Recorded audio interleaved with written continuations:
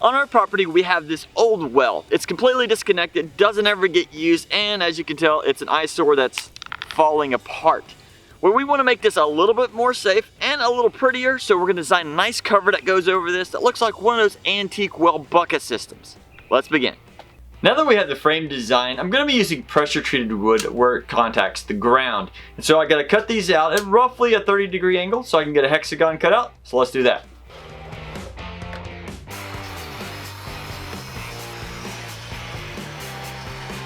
Now that we have all the cuts, I just want to do a quick test fit to make sure this is going to be a good hexagon, and we'll go from there.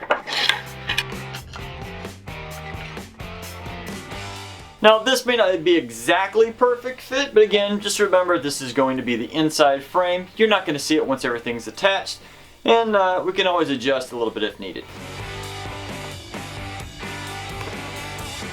Now I'm going to drill some pocket holes in each of these so we can have them securely fit together.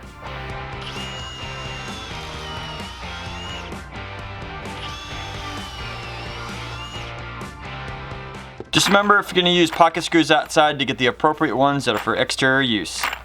Now before I add the screws, I'm going to be adding some type 3 glue. This is exterior use. It's probably not necessary, but I'm going to use it anyway.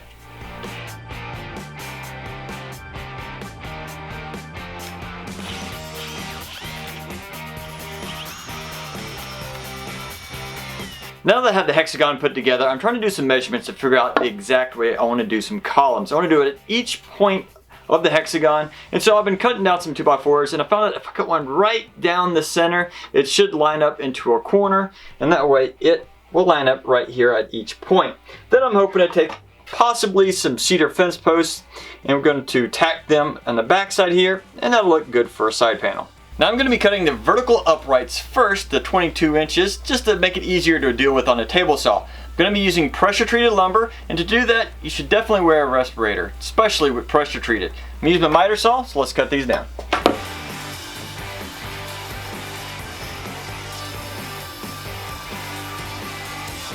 Now we're going to rip each of these down at a 30-degree angle to create the corners for this polygon. One thing to always keep in mind when you're ripping down 2x4s on the table saw is that sometimes they're going to bind. I'm not sure if you can see this very well, but I had this piece actually binded and pinched the blade, and the power actually went out because of so much amperage it was trying to push. So please be careful whenever you're ripping some 2x4s. Alright, I'm going to be gluing these together. I made sure to leave these out in a very climate controlled area to help dry them out, so when I cut these, they're relatively dry even though they are pressure treated. I am going to be using number 3 type glue, which is waterproof, which should help outside.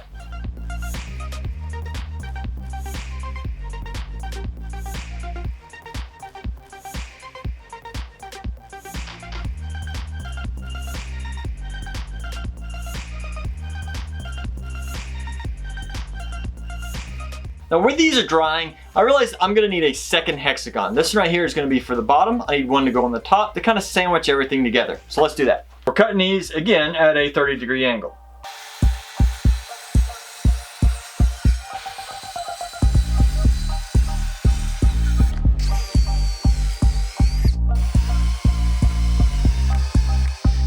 Now that these are fully cured, I'm going to take the sander and just go over this edge. I still want it to stick out some, just to have it to be visible, but I don't want that edge to be there in case somebody runs into it. I don't want them to get hurt. Now before I assemble the base completely, I want to go over some of these edges and smooth them out. I got a little bit of a ridge right here when everything was being put together. It didn't fully line up. I think it twisted just a little bit, but in either case, I'm going to flatten this out and then we'll start assembly.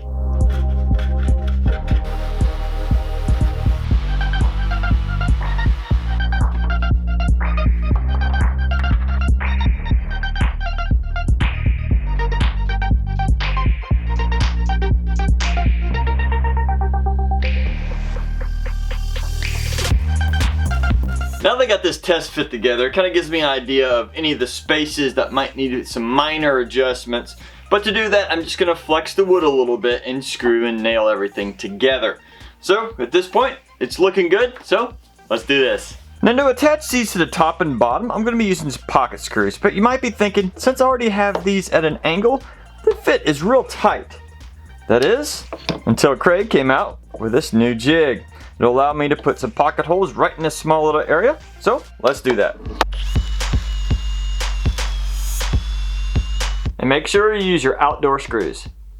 Now to help to hold the support in place, I have clamped it to a board that is also resting on the outside of the bottom structure.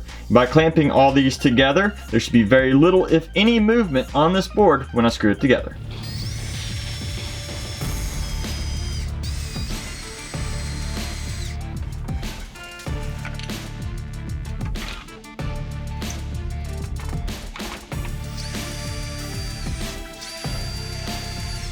Now when I assembled this, I made sure that all the pocket screws were going to be facing up. So now this and this are going to be the underside of the whole structure. So now I got to flip it over.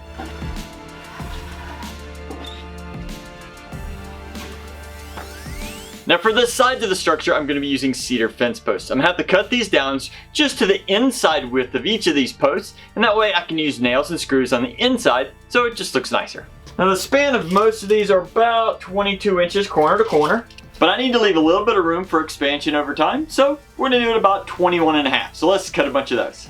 And since this wood is not very thick, I'm actually going to cut 3 at one time. I set a little stop block out here on the end of my miter stand, so let's do this.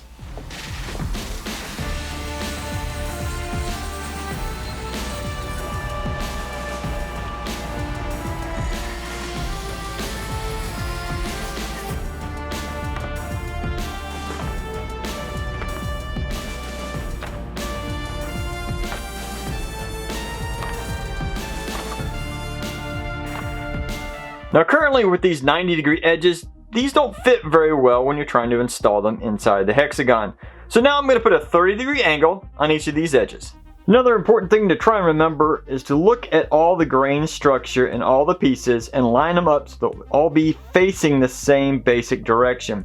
That way if one of the pieces starts to warp in a direction, all of them should go that direction and should look uniform across the whole structure.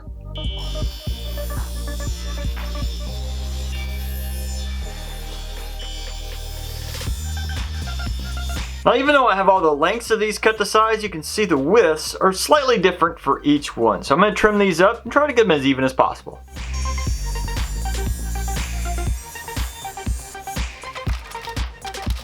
Now that I have the lengths and the widths to about the perfect size, I want to drill some holes because I'm going to use some screws to hold these in place. Let's do it. And as you can see with a quick test fit, all of these holes are going to have to be right on the edge. Now since I have very little wood here on the edge for the screw to go in, and I wanted to use these 2-inch exterior screws, I'm going to try and do these all at a slight angle so that I have as much wood bite in this cedar board along with the side supports.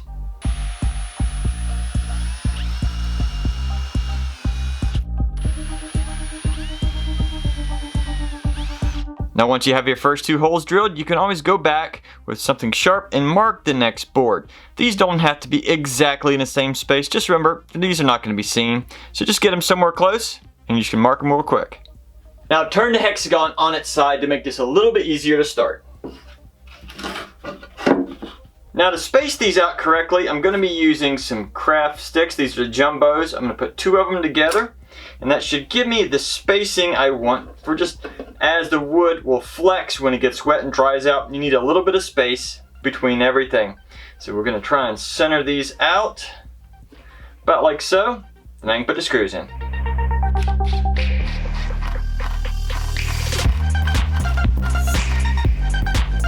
You don't have to get these too deep, you just want to make sure that the head of the screws is applying pressure to the back of these boards, and that way there's 0 chance that this will ever protrude through the front.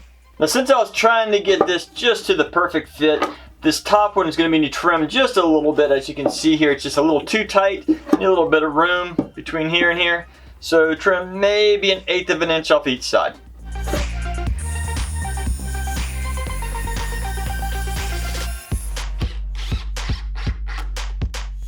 There we go. And now for the moment of truth. There you go. Do you like it?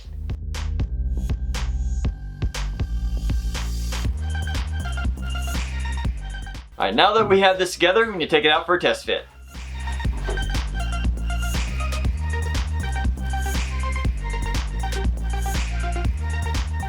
Now so far this is turning out pretty great. If you like it just as is, you can always stop here, maybe put a little topper over to get a little added protection. But overall, it's looking pretty good. Otherwise, you can join us in the next video for part 2, where we add some columns and a roof to turn this into a true antique well house. And as always, have fun building.